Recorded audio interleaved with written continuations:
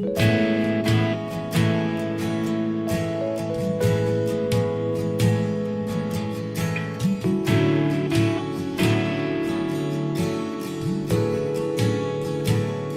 em nome de Yeshua, nós queremos te agradecer muito pelo privilégio que nós temos de estar aqui na tua presença, junto com os nossos irmãos da internet, para podermos, ó Elohim, meditar na tua palavra e recebermos a tua bênção nesta manhã da aprendizagem da tua palavra, para a edificação desta morada, desse tabernáculo que nós temos trabalhado para que tu mores em nós. Portanto, ó Elohim, tenha misericórdia e nos sustente esta congregação, para que façamos um trabalho ajustado à tua palavra, ao teu querer e ao teu sopro, o teu espírito que nos orienta em todas as coisas. Tenha misericórdia de nós e perdoa os nossos pecados, para que adentremos e caminhemos em direção à Pêssah, à Páscoa, com todos os preparativos espirituais realizados, para que possamos celebrar em harmonia com a tua vontade. Assim nós te pedimos a tua bênção, em nome de Yeshua, o nosso Messias. Irmãos, a nossa paraxá, toda ela está envolta no capítulo 25 de Êxodo, em presente, em oferta, em contribuição, tudo isso. Mas nós vamos fazer uma introdução que diz assim, que o papel do santuário é de suma importância, porque terumá é a oferta para a construção da morada. Então, o papel do santuário é de suma importância, por quê? Porque ele serve de morada de Adonai no seio do seu povo, né? Quer ver? Veja aí na sua Bíblia, no capítulo 25, no versículo 8. Então, o papel do santuário é de suma importância, porque ele é morada de Adonai no seio do seu povo. Então, aqui você encontra, e me farão um santuário para que eu habite no seio deles. Um memorial, um pacto para que eu habite no meio deles. O eterno Elohim de Israel só habitará o santuário, prestem atenção, na medida em que Elohim estiver presente no seio. O que é isso? Nos nossos corações, no nosso espírito e nos nossos atos. Nos nossos corações, no nosso espírito e nos nossos atos. Ou seja, quando Adonai ocupar a minha cabeça, quando Adonai ocupar o meu espírito e ocupar a minha vontade que é livre, a vontade do homem que é livre, não é? Essa é a condição, se o homem deixar. Então, habitar a sua vontade é uma área muito séria, de muita dificuldade sua e minha, para que Elohim possa habitar em nós. Mas ele vai ter que ocupar. Se ele não ocupar, ele não pode habitar. Porque a morada não está santificada. Ele não pode habitar. Não podemos excluir do santuário essas significações simbólicas. Essas são evidências que, para quem sabe o espírito oriental, e mais particularmente dos hebreus, pensa toda coisa em forma de símbolo. Presta atenção. Tudo no santuário também em forma de símbolo. Nós vamos citar o que é um símbolo. É um objeto físico que se dá uma significação abstrata. Ó, aqui você tem um, tá vendo? Aqui você tem outro, a aliança. São símbolos que dão uma significação abstrata, de justiça. Adonai, nossa justiça, não é? Esse símbolo. Está soltando ali a letrazinha, depois vocês consertam. Então, no santuário, os símbolos são sinais externos, indicando a morada do qual Adonai se encontra com Israel e vai caminhar com seu povo em rumo à terra prometida. É isso que aos símbolos externos. Exemplo do primeiro símbolo, a nuvem. A nuvem que pairava sobre o tabernáculo é um símbolo, a nuvem. Ela representa a glória de Adonai que vai encher a morada, tornando a real a promessa feita a Abraão. Vamos lá. Êxodo capítulo 40, olha aí para você ver comigo. Tornando essa morada real, para cumprir a promessa feita a Abraão. Capítulo 40, versículo 34 a 38. Essa é a nuvem. É o símbolo externo que representa a glória de Adonai que vai encher a morada. Então a nuvem cobriu a tenda da congregação. A glória do Eterno encheu o tabernáculo. Moisés não podia entrar na tenda da congregação porque a nuvem repousava sobre ela. Esse era o símbolo. E a glória do Eterno enchia o tabernáculo. Quando a nuvem se levantava de sobre o tabernáculo, os filhos de Israel caminhavam. Então era a promessa feita a Abraão, que ele acompanharia os filhos de Israel. E avante em todas as suas jornadas. Mas se a nuvem não se levantava, não caminhavam, até o dia que ela se levantava.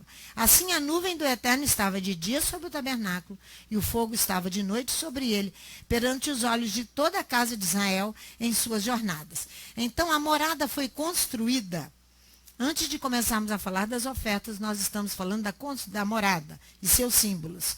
A morada foi construída para servir de quê? De habitação de Adonai.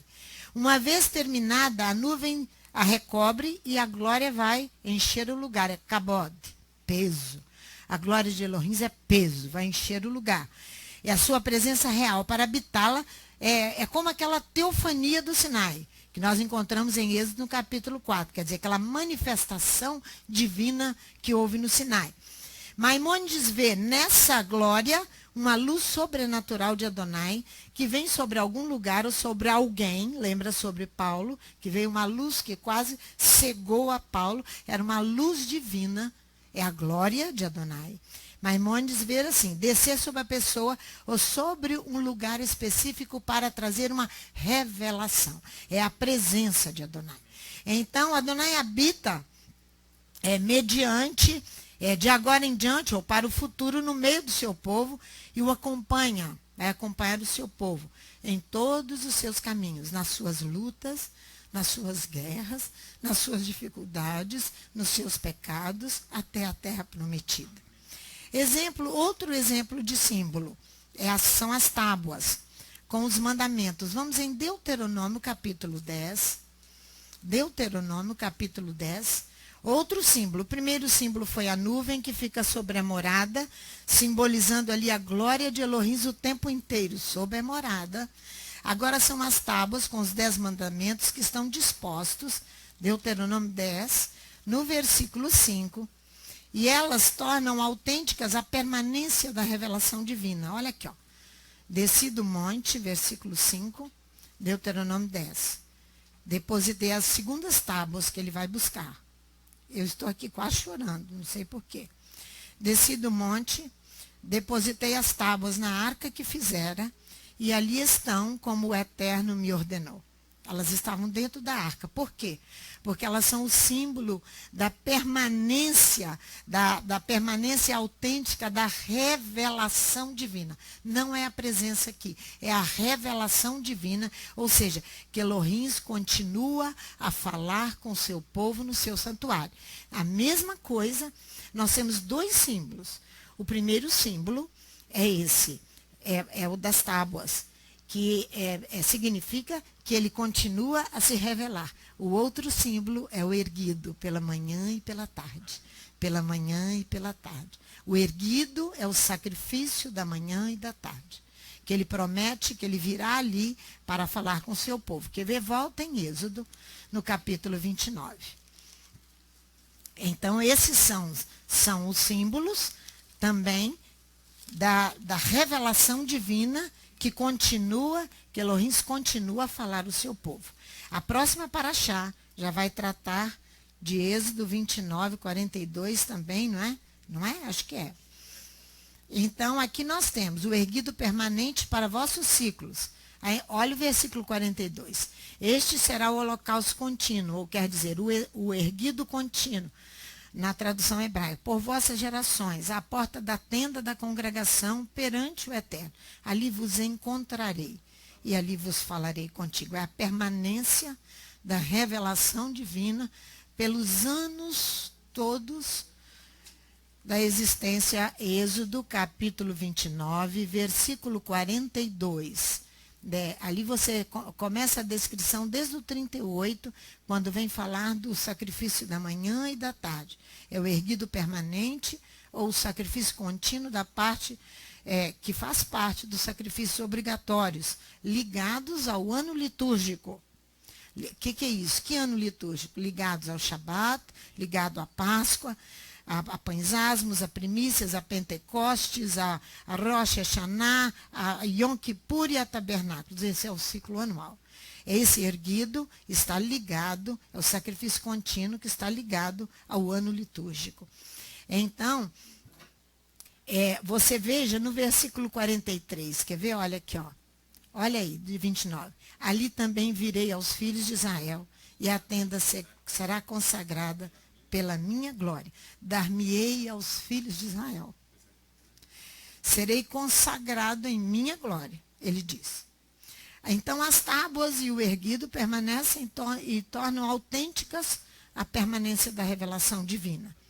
No período do templo reconstruído, período de Neemias, o sacrifício do anoitecer teve um lugar na liturgia e no fervor do salmista. Nós cantamos no Salmo 141, o versículo 2, nós cantamos, faz parte da nossa liturgia de cânticos e de orações e de combates espirituais. Suba minha oração como incenso a tua presença e como oferta ao pôr do sol. Seja o erguer das minhas mãos, ó Senhor. É linda essa oração, né? Esse é o salmo cantado. O terceiro símbolo da morada, primeiro é a nuvem, segundo são as tábuas, que foram colocadas dentro da arca, o erguido, e agora o terceiro símbolo são os sacerdotes. Os sacerdotes que continuam a assumir, olha o que nós estamos falando, os sacerdotes que continuam a assumir a presença de Israel perante Adonai, levar Israel perante Adonai, levar o povo perante Adonai. Os sacerdotes continuam a assumir isso, porque eles são símbolos, e a purificar Israel de suas faltas, de seus erros, de suas carências, pela virtude dos sacrifícios e das libações. Virtude de que sacrifícios? Desses sacrifícios litúrgicos anuais, ligados ao erguido, ligados a Shabat e às festas. Agora eu quero te mostrar Yeshua HaMashiach como sumo sacerdote, que nos purificou com seu sangue do pecado que está ligado ao processo de salvação.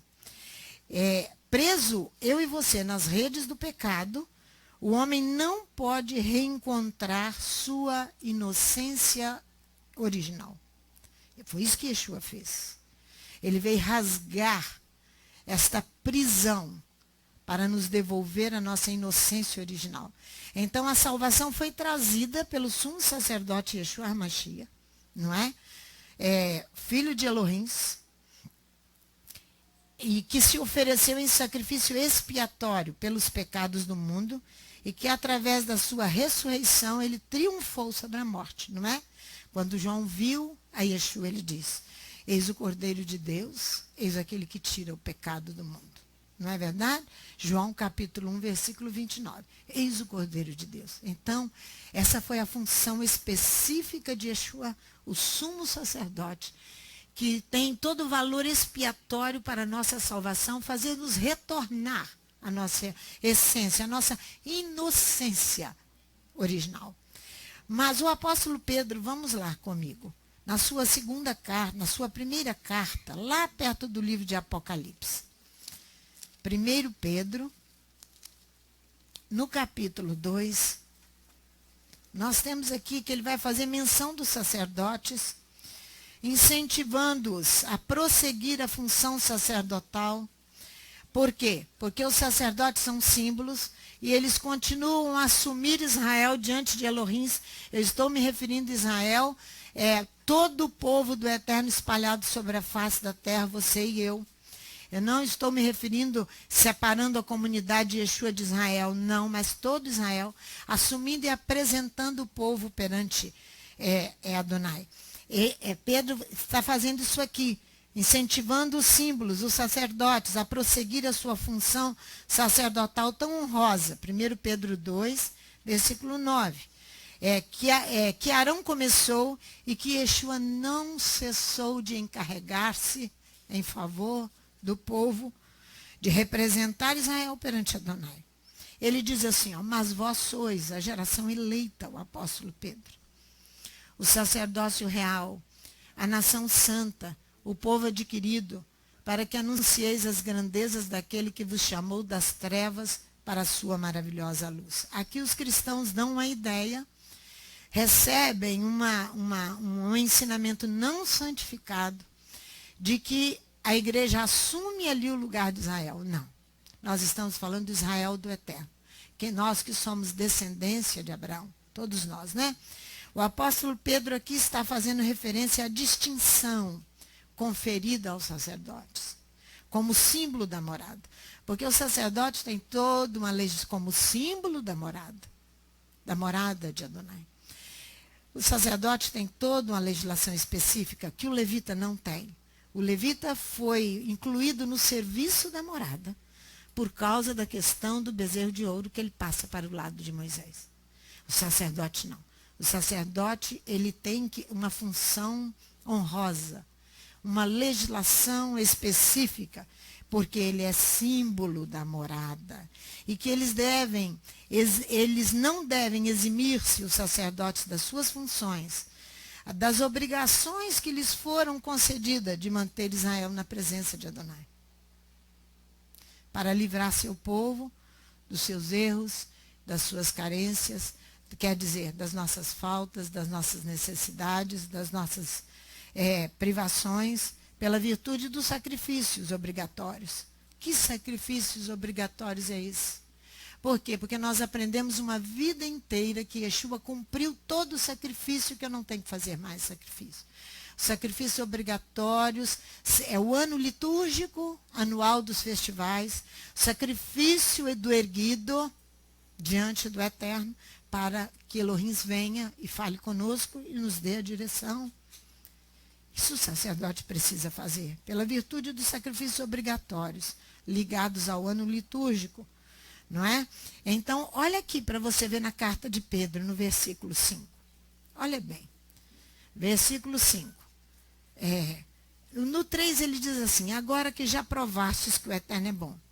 Ele está dizendo, se é que já tendes a experiência. Olha o 5, vós também, como pedras vivas, sois edificados como casa espiritual, para ser de sacerdócio santo.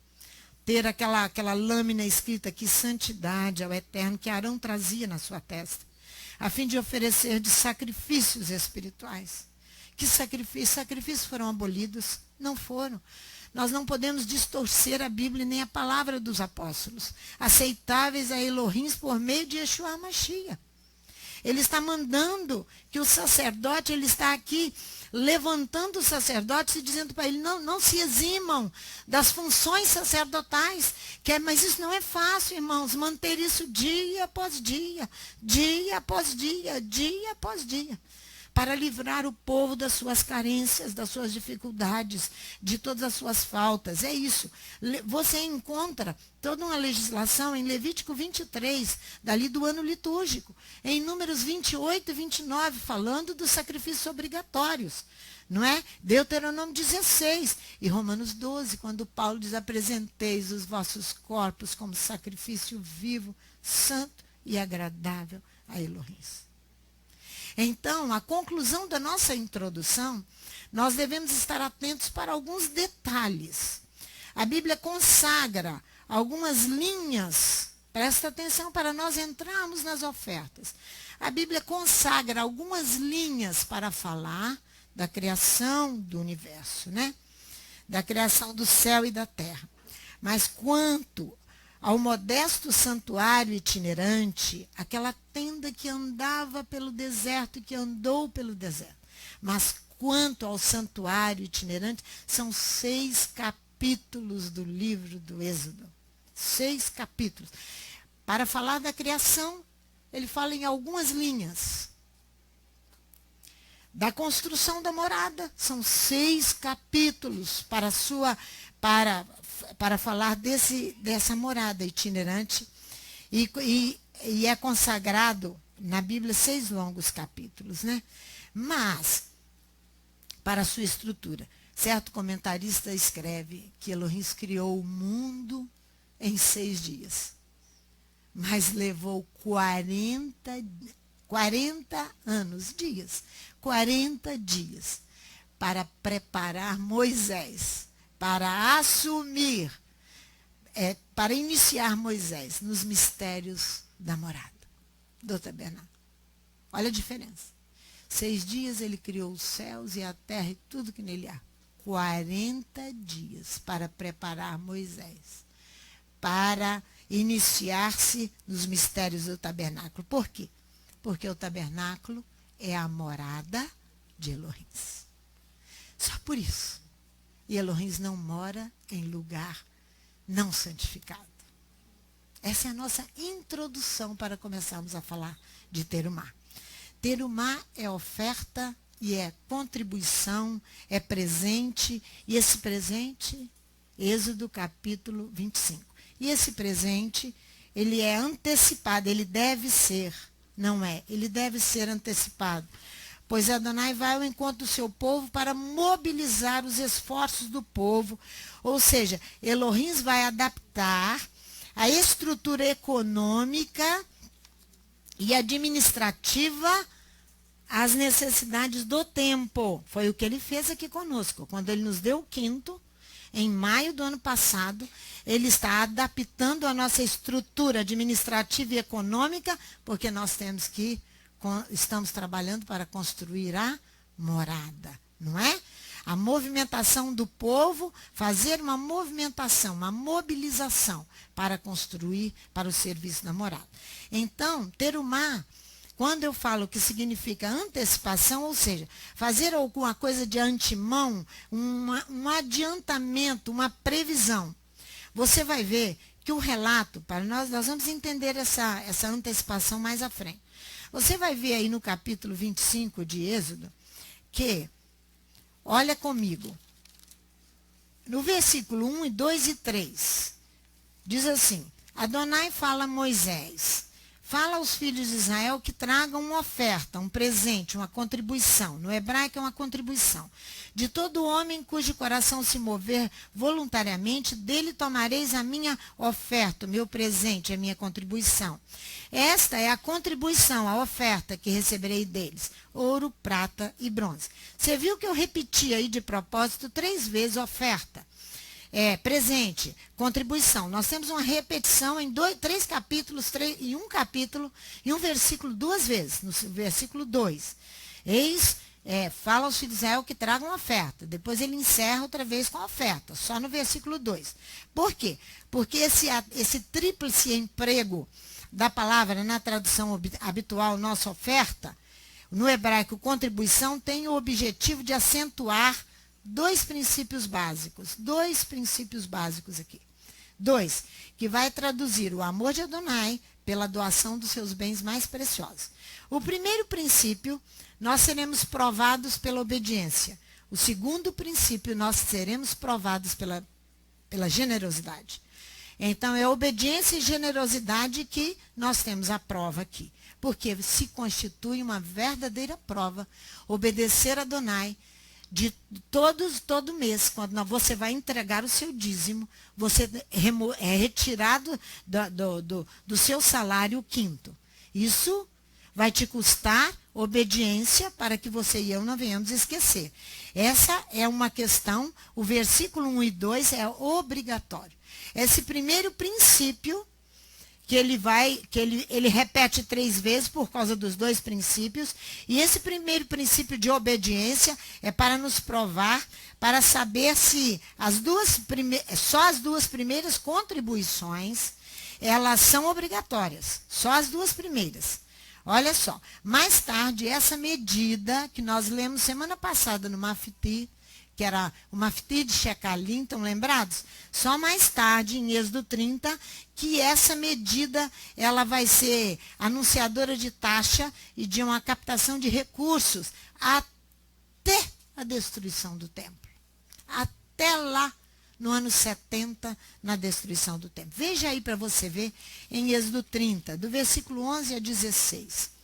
Êxodo 30, de 11 a 16. Olha só, aqui já foi completada com a medida administrativa de taxação. Disse mais o Eterno a Moisés: quando fizeres recenseamento dos filhos de Israel, cada um deles dará ao Eterno o resgate da sua alma, São aqueles 2 primeiros versículos de Êxodo 25. Cada um deles dará o eterno resgate da sua alma quando os contares, para que não haja entre eles praga alguma quando os arrolares. Isso dará a todo aquele que passar ao arrolamento metade de um ciclo, segundo o ciclo do santuário. A metade de um ciclo é oferta ao Eterno. Todo aquele que entrar no arrolamento de 20 anos para cima dará oferta ao Eterno. O rico não dará mais, nem o pobre dará menos de meio ciclo, quando derem a oferta do Eterno, para fazeres expiação por vossas almas. Então é um resgate. Lembra que nós ensinamos do 5º, que ele é um resgate? Lembra da letra do rei, aqui no nome de Adonai? E que aqui encontra a saída para nós, para fazermos resgate, nos fazer perdoar das nossas faltas, das nossas carências, não aquela salvação que trouxe Yeshua, mas das nossas faltas diárias que cometemos, todos os dias, não é assim? Então, tomarás o dinheiro da expiação dos filhos de Israel, o darás ao serviço da tenda da congregação. Será para memória aos filhos de Israel diante do Eterno, para fazerdes expiação pelas vossas almas. Então, nós ficamos sabendo, vamos lá, no livro de Neemias, que essa captação de recursos, vai lá comigo, lá em Neemias, quase perto do livro dos Salmos. Neemias no capítulo 10. Você vai ver aqui que ele vai fazer comentário dessa captação de recursos, no capítulo 10, e ela vai até a destruição do templo. Então, essas 2 contribuições que nós temos lá em Êxodo 25, da nossa Parashá Terumá, oferta, essas 2 contribuições obrigatórias, vocês veem que elas são, elas manifestam, elas são para o rico e para o pobre, meio ciclo. Por quê? Porque elas vão falar ao nosso coração da unidade, da igualdade dos hebreus perante Adonai. Por isso que é meio ciclo para todos, rico e pobre, para falar da igualdade dos hebreus perante Adonai e para falar da unidade da nação, para falar da nossa unidade. Por isso que a captação do recurso é de 5, como é que é? Nossa, 5. Não, lá da nossa. É o 5º. É o 5º, exatamente. Olha aqui o que diz Neemias no versículo 32. Também sobre nós pusemos preceitos, impondo-nos cada ano a 1/3 parte de um ciclo para o serviço da casa do nosso Deus. Porque ele estava na reconstrução, ele estava restaurando o templo, ele estava restaurando Jerusalém. Então ele vai fazer a captação de recursos para os pães da proposição, para a oferta regular de cereais, para o holocausto regular dos sábados, das luas novas, para as festas fixas, para as coisas sagradas, para as ofertas pelo pecado, a fim de fazer expiação por Israel e para toda a obra da casa do nosso Elohim. Nós, os sacerdotes, os levitas e o povo, lançamos as sortes acerca da oferta da lenha, que se havia de trazer à casa do nosso Deus, segundo as nossas famílias, tempos determinados, de ano em ano, para se queimar sobre o altar do Eterno nosso Elohim, como está escrito na Torá. Também assumimos a responsabilidade de trazer de ano a ano à casa do Eterno as primícias das nossas colheitas, as primícias das nossas árvores frutíferas, como está escrito na Torá. Traremos o primogênito, e ele vem falando até o final. Não, olha o último versículo, ele termina. Não negligenciaremos a casa do nosso Elohim. É por isso que você está tirando o 5º. É uma captação, é uma taxação imposta, obrigatória para todos nós, para fazer resgate. Não é? Então, por que ela é igual para todos? Para mostrar a unidade nossa perante Elohim.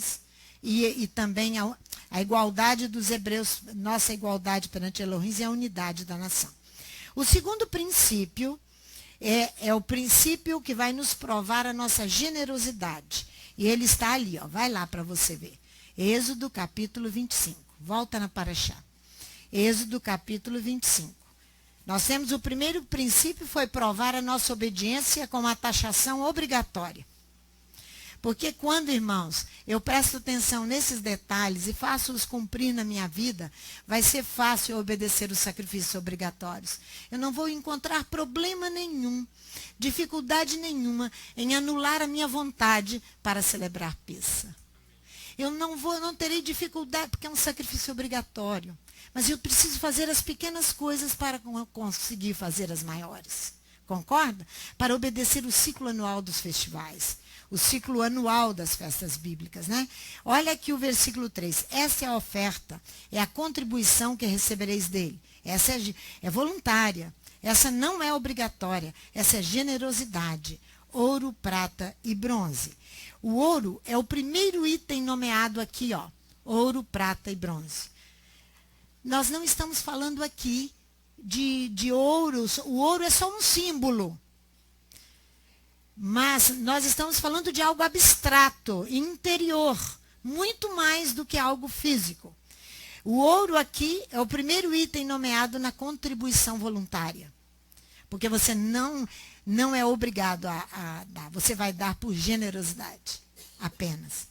O ouro simboliza o estado de perfeição do homem, do humano, quando ele é reunificado a Adonai, quando ele é unido a Adonai, quando ele faz adesão a Adonai. Esse é o símbolo do ouro. Entendeu? Devemos oferecê-lo primeiro por quê? Por quê?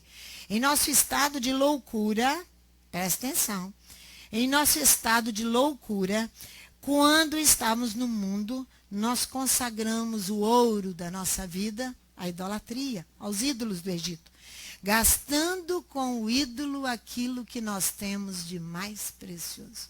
E às vezes o ídolo é você mesmo, o meu eu, a minha vontade.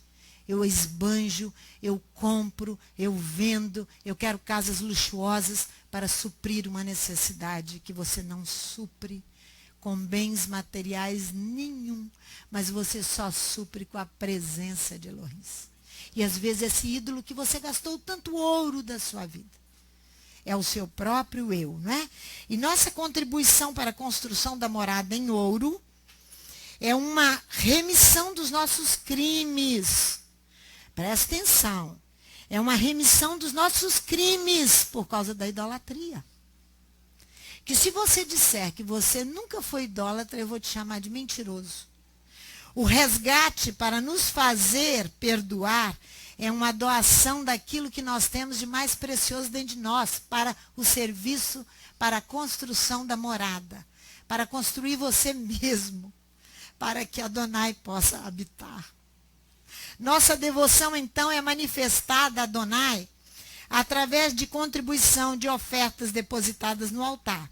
O ouro vai nos redimir da idolatria e vai fazer com que o Egito involuntariamente participe do serviço a Adonai. Vou te mostrar isso. Por quê? Vamos lá comigo em Êxodo 3. Quando Israel iria deixar o Egito, tomou emprestado dos egípcios, olha aqui, Moisés recebe essa ordem, ó. Foi anunciado a Moisés, capítulo 3, versículo 22. Cada mulher, versículo 21, e eu darei graça a este povo aos olhos dos egípcios, ao povo de Israel. Quando sairdes, não saireis vazios. Capítulo 3 de Êxodo, versículo 22 agora.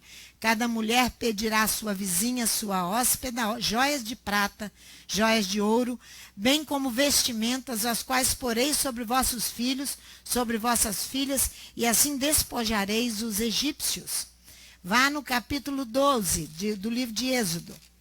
Então Moisés estabeleceu que eles tomassem emprestado do Egito objetos de ouro, de prata e túnicas também, não é? De valor. Porém, irmãos, você vai ver aqui agora, versículo 35 de Êxodo 12. Olha só. Fizeram, pois, os filhos de Israel conforme a palavra de Moisés, e pediram aos egípcios joias de prata. Pediram emprestado aos egípcios. Versículo 35 de Êxodo 12. Joias de prata, de ouro e roupas. O Eterno deu ao povo graça aos olhos dos egípcios, de modo que estes davam o que pediam. Assim despojaram os egípcios. Irmãos, mas nesse período aqui, de receberem todo esse material, o pedido de Moisés em Êxodo 25, nós temos um tempo. Nesse tempo, Israel usou parte desse ouro para algo detestável. A idolatria do bezerro de ouro. Parte desses recursos, nós estamos em Êxodo 25, fazendo ali, pedindo oferta ao povo, agora oferta voluntária de ouro para a obra, para a construção do tabernáculo, da morada. Nesse inteirinho, até conseguir Moisés estabelecer isso, o povo põe-se a adorar o bezerro. Vamos lá. Êxodo capítulo 32. Vai gastar parte daquele ouro com algo detestável, que é a construção do bezerro de ouro. Vão fabricar, não é construir, eles vão fabricar um ídolo de ouro. Olha aqui, vendo o povo, versículo 1 do capítulo 32, que Moisés tardava em descer do monte, acercou-se de Arão e lhe disse: levanta-te, faze-nos deuses que vão adiante de nós. Quanto a esse Moisés, esse homem que nos tirou da terra do Egito, não sabemos o que lhe sucedeu. Disse-lhes Arão: tirai os pendentes de ouro, os que estão nas orelhas das vossas mulheres, que eles receberam lá do Egito, de vossos filhos, das vossas filhas, e trazei-mos. Então todo o povo tirou os pendentes de ouro que estavam nas suas orelhas e os trouxe a Arão. Ele os tomou das suas mãos, e com o burril deu forma ao ouro, e dele fez um bezerro de fundição. Então eles disseram: são estes, ó Israel, os teus deuses que te tiraram da terra do Egito. Irmãos, até Moisés conseguir que Israel ponha em prática aquele pedido ali de Êxodo capítulo 25, muita água rolou. Porque muita idolatria, muita malcriação, por isso que para adentrar com Moisés as funções do tabernáculo se levaram 40 dias. 40 dias. Para criar o céu e a terra foram 6 dias. Vocês já viram a diferença que é trabalhar com o homem por causa da sua livre vontade. Nós somos um terror. Não se sinta bonzinho, não, porque nós somos um verdadeiro terror. Somos verdes, não temos amadurecimento, somos grosseiros, não somos burilados, não somos.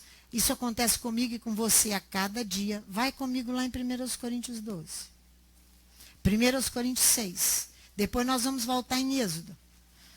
No capítulo 35 de Êxodo.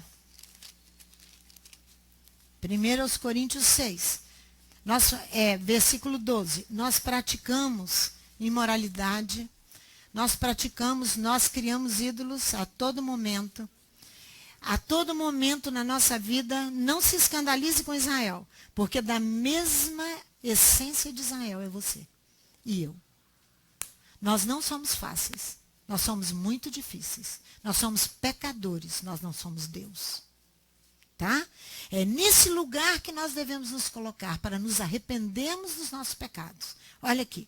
Todas as coisas, versículo 12 do capítulo 6 de 1 Coríntios, me são lícitas, mas nem todas convêm. Todas as coisas me são lícitas, mas eu não me deixarei dominar por nenhuma delas. Os alimentos são para o estômago, e o estômago para os alimentos. Elohim, porém, destruirá tanto um como os outros. Mas o corpo não é para a prostituição, para a idolatria, senão para o eterno, e o eterno para o corpo, porque é morada. Ora, Elohim, que ressuscitou o Senhor, também nos ressuscitará pelo seu poder. Ressuscitará espiritualmente. Espiritualmente. Não sabeis vós que os vossos corpos são membros do Machia? Tomareis, pois, o membro do Machia, faloeis membro de uma meretriz? Não, por certo. Ou não sabeis que o que se une à meretriz, à prostituição, à idolatria, faça um corpo com ela? Pois serão, como se diz, dois numa só carne. Mas o que se une ao eterno é um espírito com ele. Fugir da prostituição, da idolatria.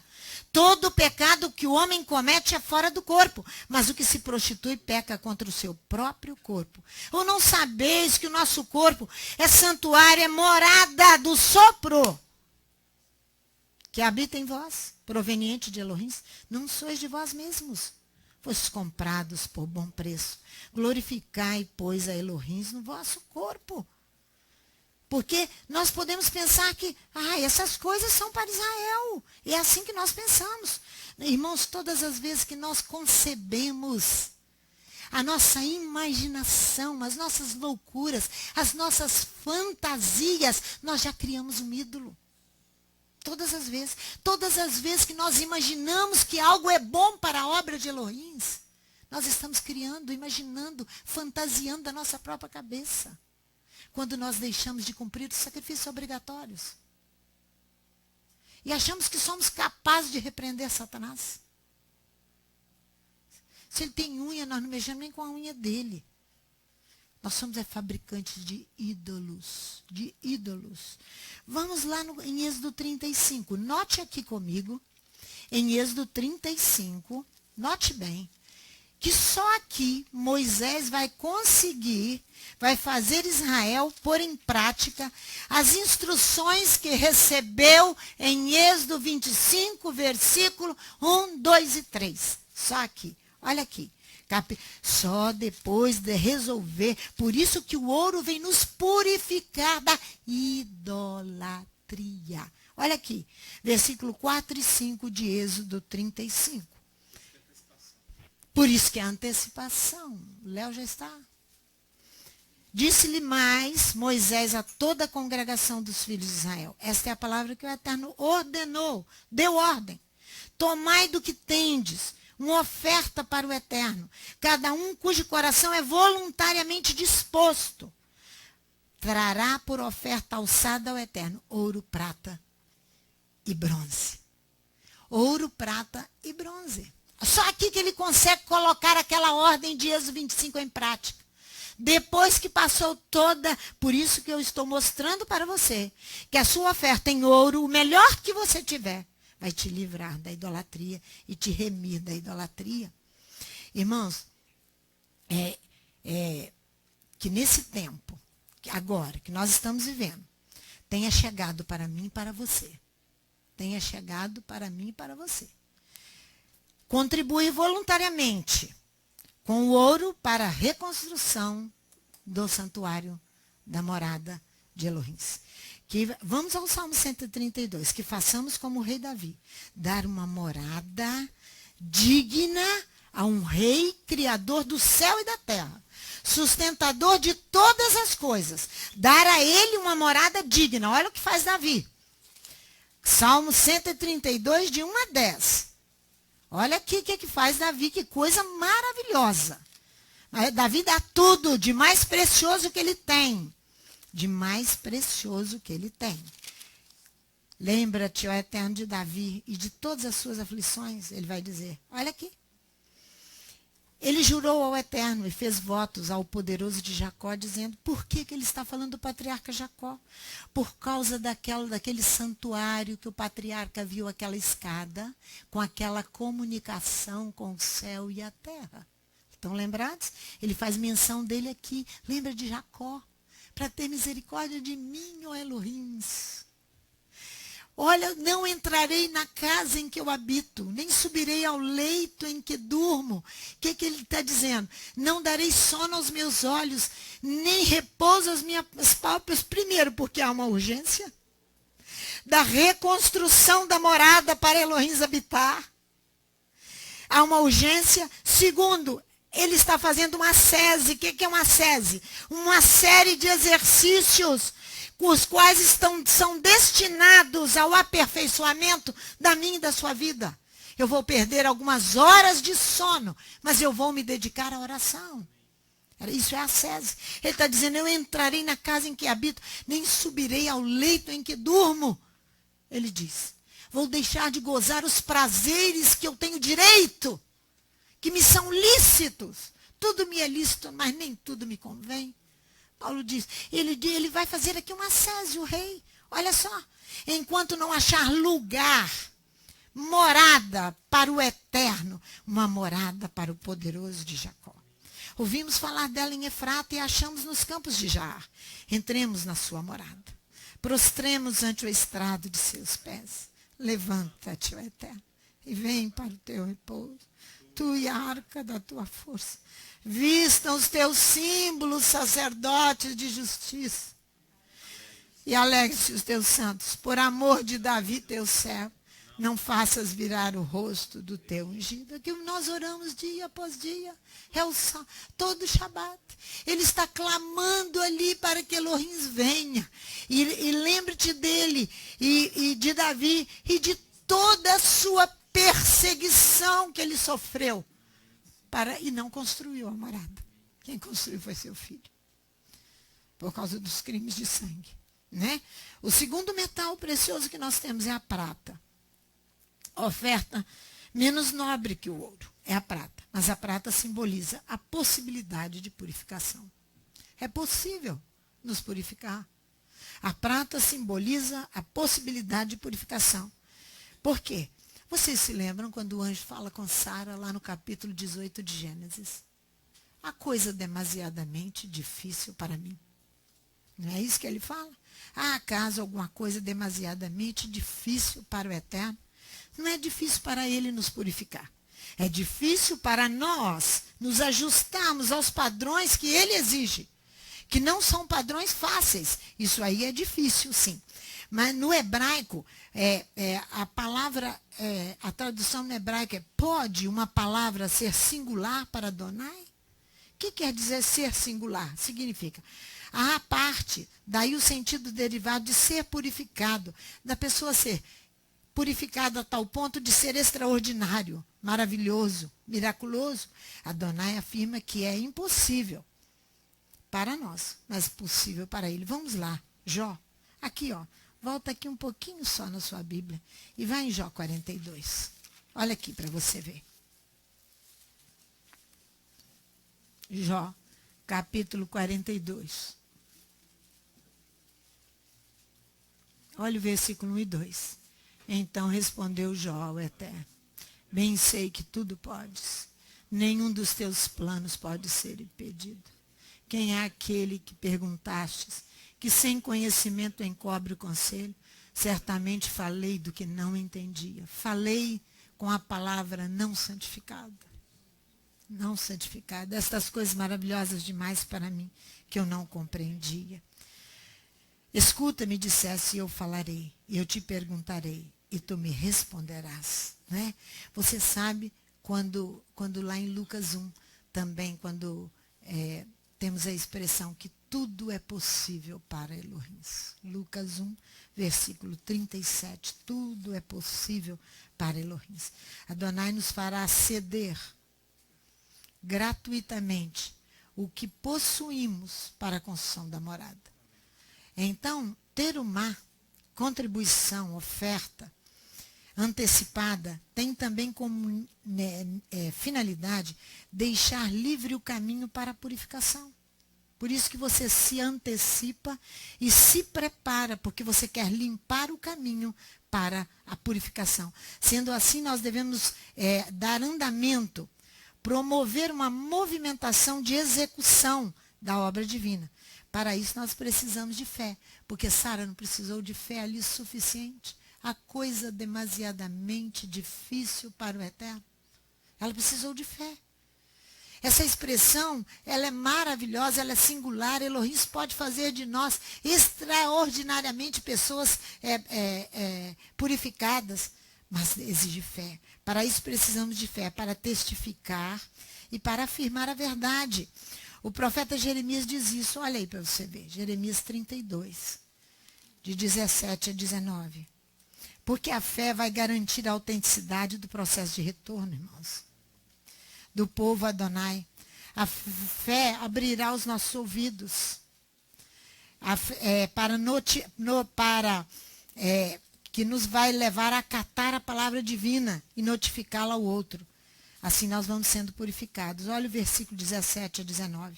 Ah, Senhor Elohim, tu fizeste o céu e a terra com teu grande poder, com o teu braço estendido. Não há que te seja demasiadamente difícil. Nada há que te seja demasiado difícil. Tu usas de benignidade para com milhares. Tu tornas a maldade dos pais ao seio dos filhos depois deles. Tu és grande, o poderoso Elohim, cujo nome é o eterno dos exércitos, grande em conselho, magnífico em obras. Os teus olhos são abertos sobre todos os caminhos dos filhos dos homens, para dar a cada um, segundo os seus caminhos e segundo o fruto das suas mãos. Olha só, vamos em Mateus capítulo 19.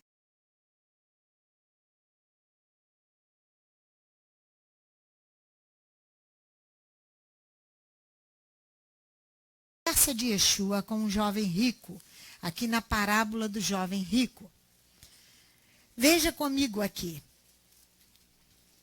Ora, aproximando-se dele, versículo 16, Mateus 19, versículo 16. Ora, aproximando-se dele um homem, lhe perguntou: Mestre, que bem farei para conseguir a vida eterna? Respondeu-lhe Yeshua: Por que me perguntas a respeito do que é bom? Bom só há um. Se queres, porém, entrar na vida, guarda os mandamentos. Perguntou-lhe ele: Quais? Jesus respondeu: Não matarás, não cometerás adultério, não furtarás, não dirás falso testemunho, honra teu pai e tua mãe, amarás o teu próximo como a ti mesmo. Disse-lhe o jovem: Tudo isso tenho guardado, o que me falta ainda? Disse-lhe Yeshua: Se queres ser perfeito, purificado, vai, vende tudo o que tens e dá aos pobres, e terás um tesouro no céu. Então vem e segue-me. O jovem, ouvindo esta palavra, retirou-se triste, porque possuía muitas propriedades. Disse então Yeshua aos seus discípulos: Em verdade vos digo que é difícil entrar um rico no reino dos céus. Outra vez vos digo que é mais fácil passar um camelo pelo fundo de uma agulha do que entrar o rico no reino de Deus.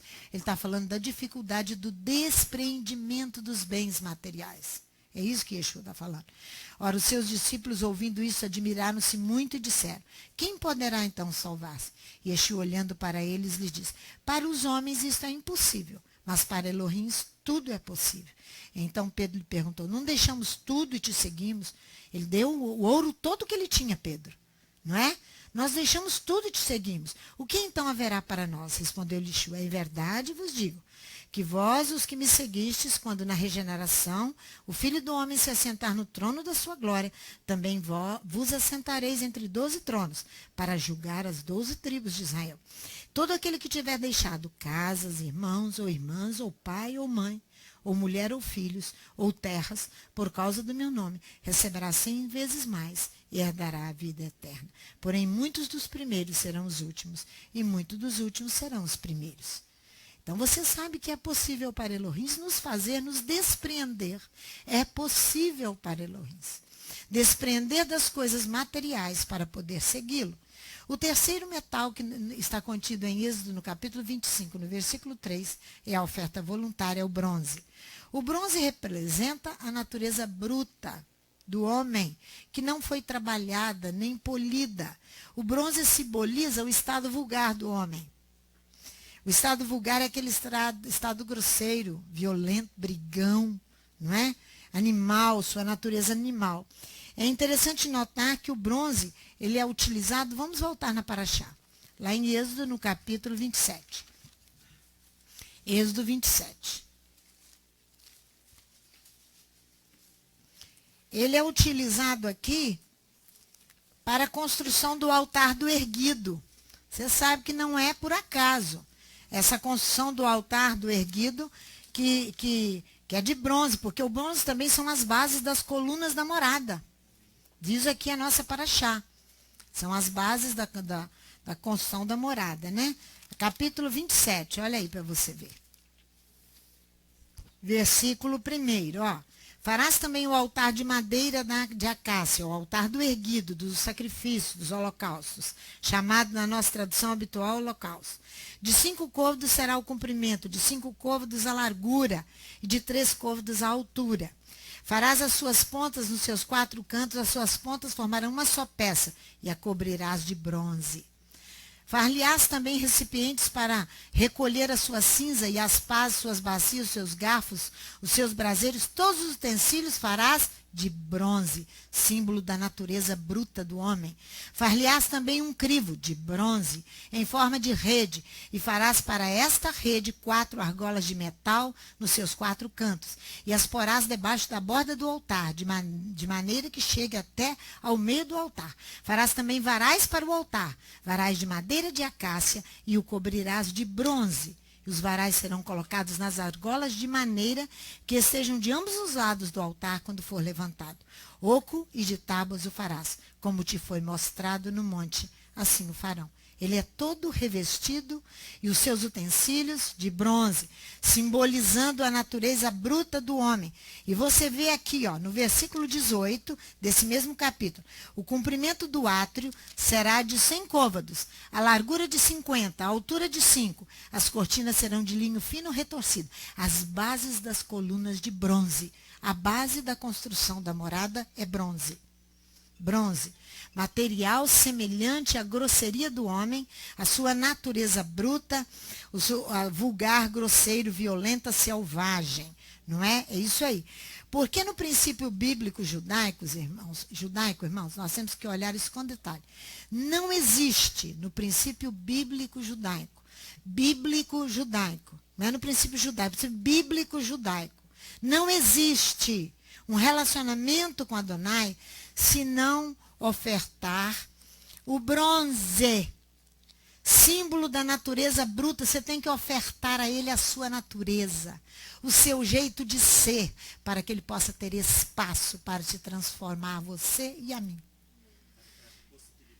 Para que haja possibilidade de purificação. Para que nós possamos ir até o altar. Vocês se lembram de Nicodemos? Vamos lá. João 3. Olha a natureza bruta de Nicodemos aqui, com um diálogo com Yeshua, João capítulo 3. Olha aqui para você ver.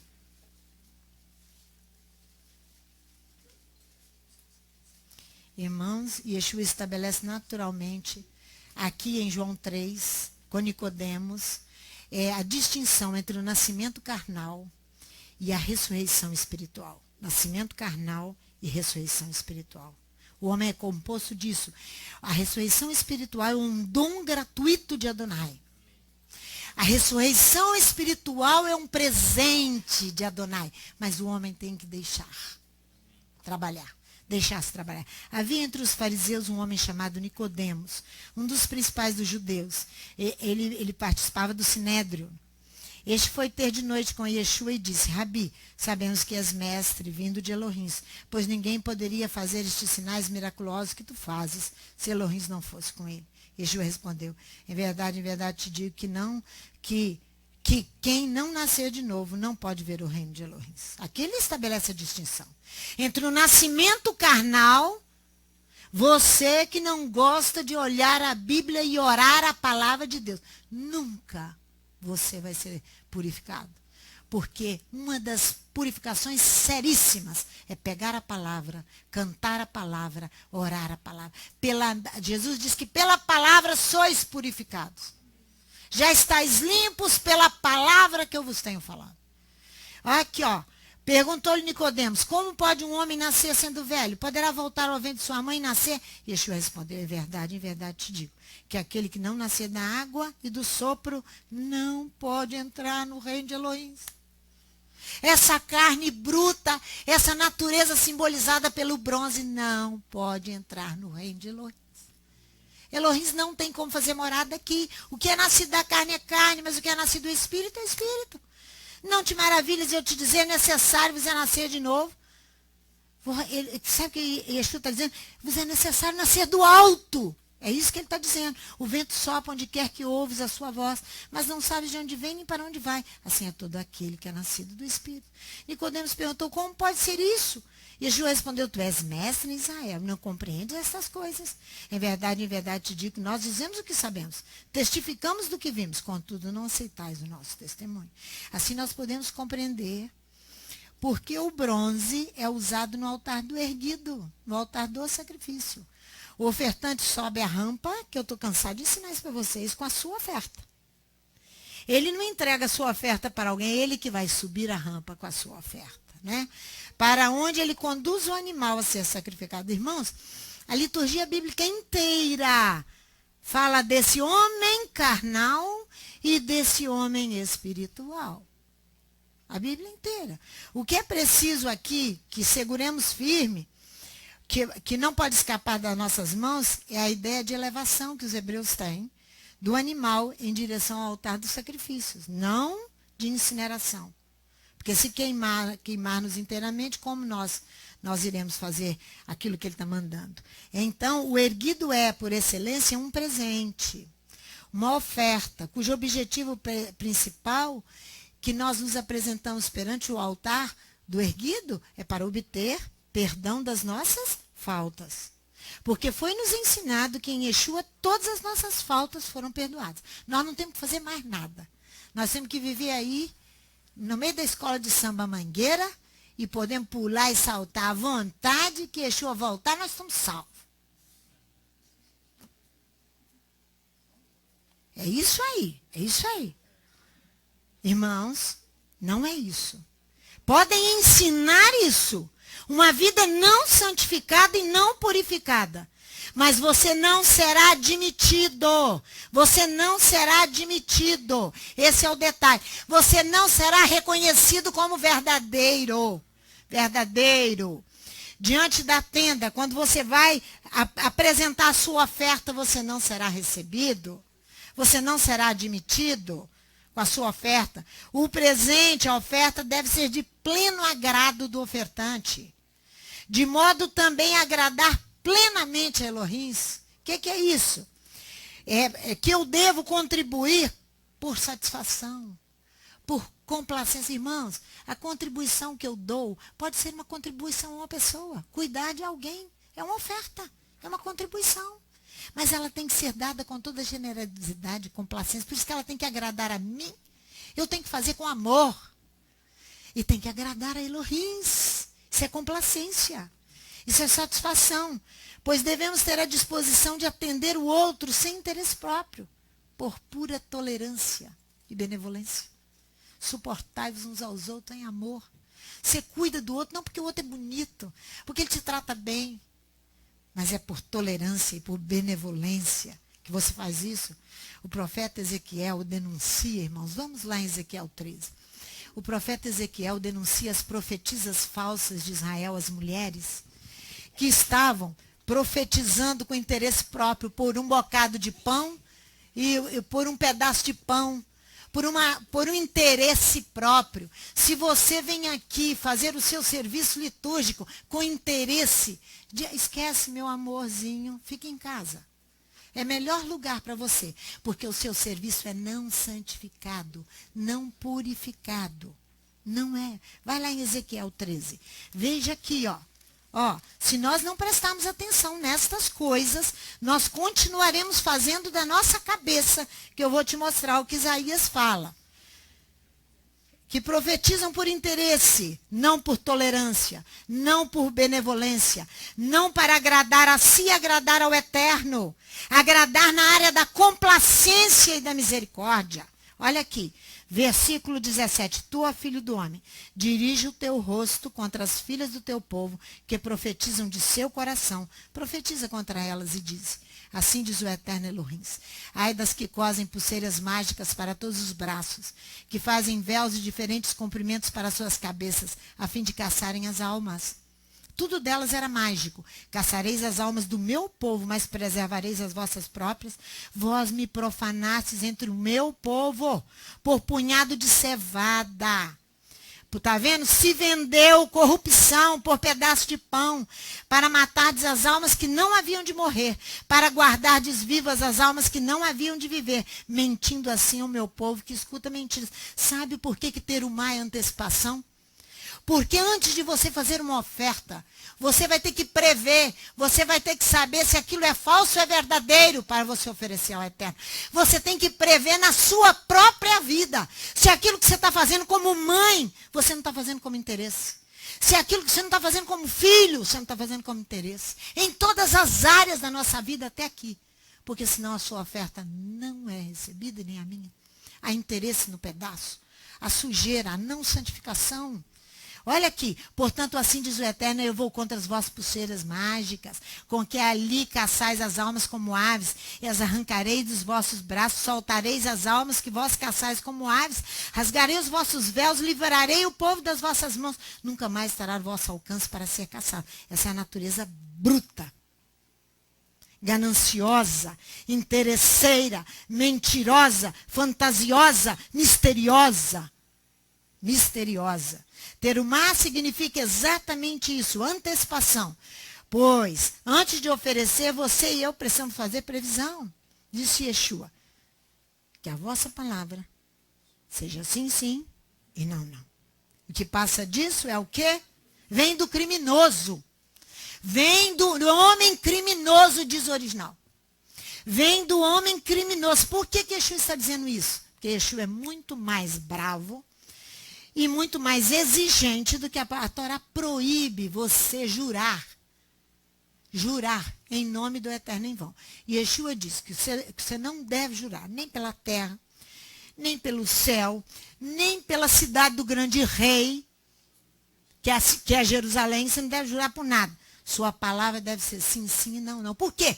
Porque você tem que fazer uma previsão para saber de onde veio aquele negócio. Quando você prometer a alguém alguma coisa, você cumpra, porque jurar falsamente é proibido pela Torá. É isso que ele está dizendo, que Yeshua está dizendo. Então, por quê? Porque toda oferta, porque antes de prometermos alguma coisa a alguém, ou contribuir, ou ofertar, devemos pôr adiante de nós, para prever, para examinar se é verdadeiro ou é falso. Vamos lá, Isaías. Estou acabando já. Em Isaías, capítulo 5. Eu tenho que ver se é falso ou se é verdadeiro. Porque senão, irmão, se torna, a minha oferta e a minha contribuição se torna imundícia. E a morada não será construída. A morada de Elohim não será construída. Não, olha aqui, versículo 20. Ai dos, Isaías 5, versículo 20. Ai dos que ao mal chamam bem. Ao bem, mal. Tudo torcido aqui, hein? Que fazem da escuridão, luz. Da luz, escuridão. Que põe o amargo por doce e o doce por amargo. Ai dos que são sábios aos seus próprios olhos e prudentes diante de si mesmo, tá vendo? Olha só. O ímpio vai fazer o quê? Justificar o ímpio, porque ele vai receber suborno e vai matar o justo. Ele está fazendo algo muito ruim diante de Elohim. Ali, ele está achando que ele está preservando, mas na hora que caiu um meteoro desse aí, que passou perto, e deu uma sacudidela assim na terra, não é? Então, olha aqui para você ver o 23, ó.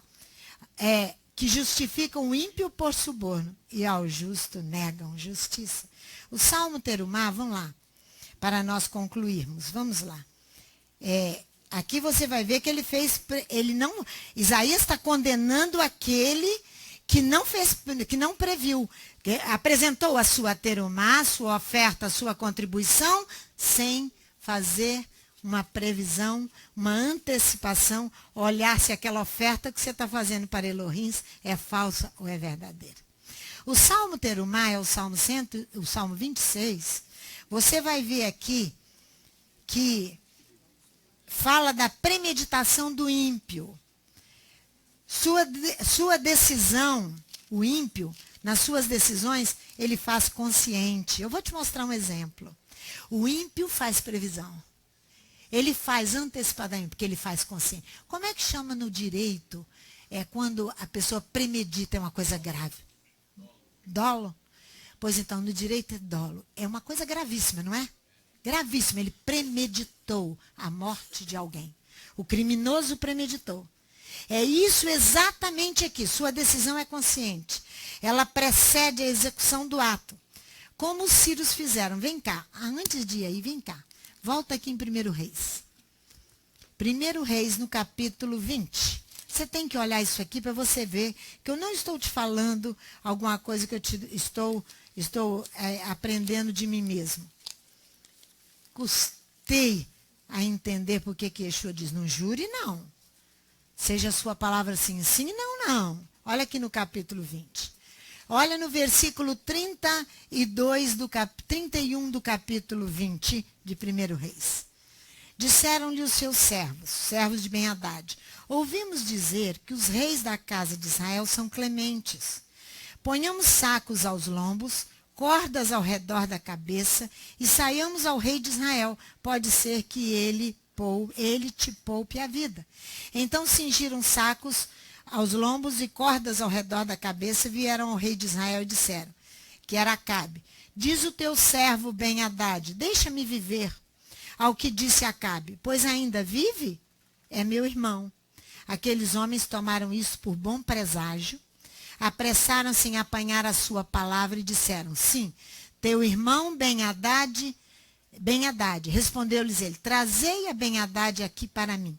Quando Ben-Hadad saiu a ter com ele, Acabe o fez subir ao carro, colocou-o numa posição de honra, o ímpio e o inimigo de Israel. Aqui. E olha o que ele faz. Eu te restituirei, disse Ben-Hadad, as cidades que meu pai tomou de teu pai. Faze para ti praças em Damasco, como meu pai as fez em Samaria.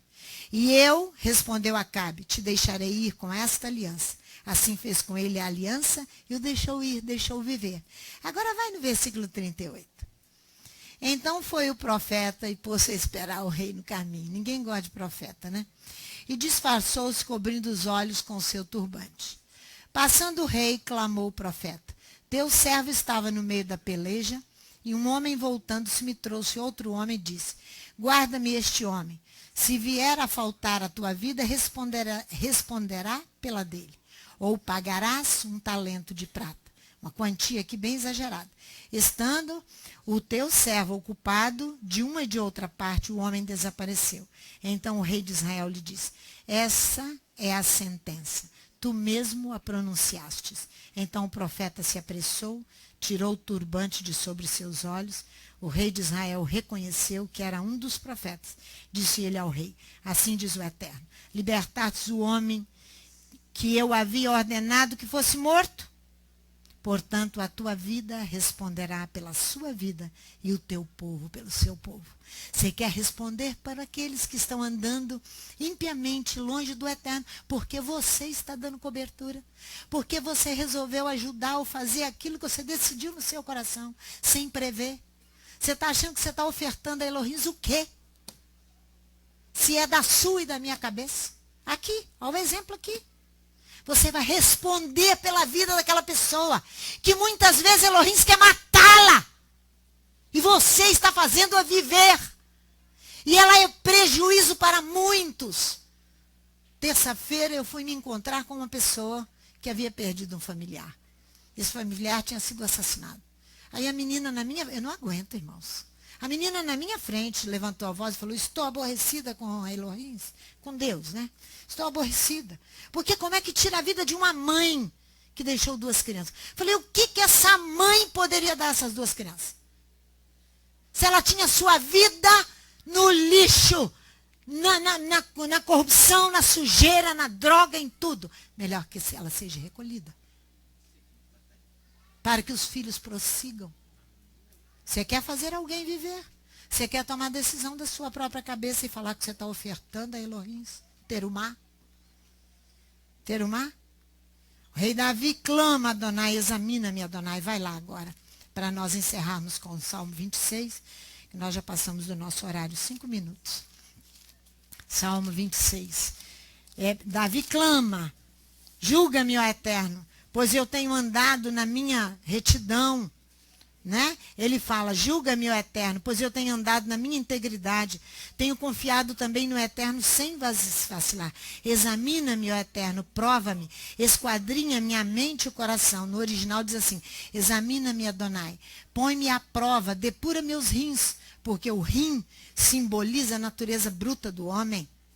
Porque ele é o órgão que nós temos de quê? De purificação.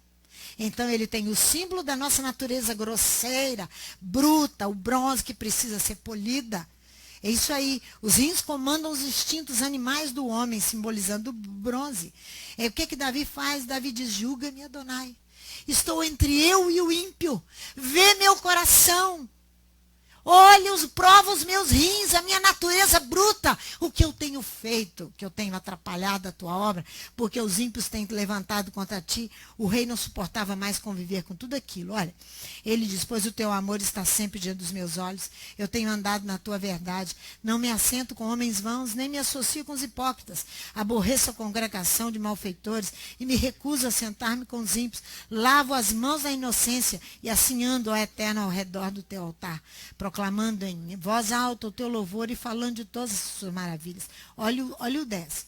Em cujas mãos, ele está dizendo, olha o 9, não colhas a minha alma quando os pecadores, nem a minha vida quando os homens sanguinários, criminosos, em cujas mãos há malefício e cuja destra está cheia de suborno. A mão do ímpio se estende para receber presentes em troca dos seus crimes, das suas corrupções, como fez Acabe. Entendeu? O presente, a oferta, a contribuição que eles dão é um presente corruptor. Elohim não vai aceitar. Não vai aceitar. Porque não é santificado. É falso. Então, por isso que Isaías diz, ai do que são sábios aos seus próprios olhos e prudentes diante de si mesmo. Ai, com muitas dores, a sua vida chegará ao fim. Porque são sábios aos seus próprios olhos. Em tudo nós temos que consultar o Eterno e dizer, Eterno, a oferta, eu tenho que fazê-la de forma a me agradar e agradar completamente a Ti.